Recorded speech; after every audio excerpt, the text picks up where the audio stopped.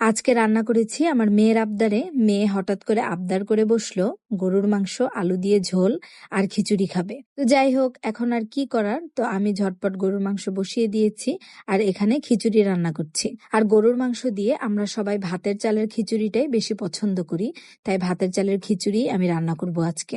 তো এখানে সব মশলা টশলা দিয়ে আমি খুব সুন্দরভাবে মাখিয়ে খিচুড়িটা বসিয়ে দেব। আর এদিকে কিন্তু আমার গরুর মাংস অনেকটা হয়ে এসেছে। তো অল্প আঁচে মাংসটা খুব ভালোভাবে কষিয়ে নিতে হবে। তারপর আমি এখানে খিচুড়িও বসিয়ে দিচ্ছি।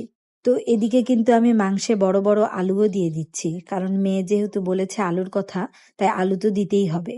তো আমি না মাংসের মশলা খিচুড়িতে ব্যবহার করি, এটা দিলে খিচুড়ি অনেক মজা হয়।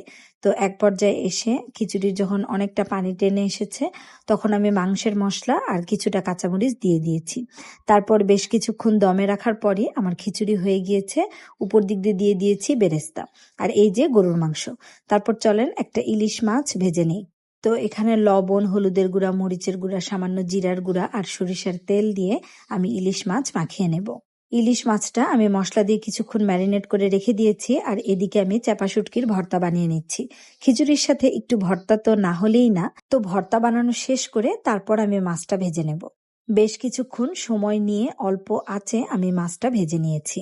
এই তো আমার মাছ ভাজা কিন্তু একদম কমপ্লিট। তারপর আমি তেল দিয়ে দিচ্ছি, তেল না খেলে আবার ইলিশ মাছের পাপ হবে। ইলিশ মাছ ভাজার তেলটা যে কি মজা! তারপর এক এক করে সব খাবার আমি টেবিলে গুছিয়ে নিয়েছি। এবার খাবার উপভোগ করার পালা।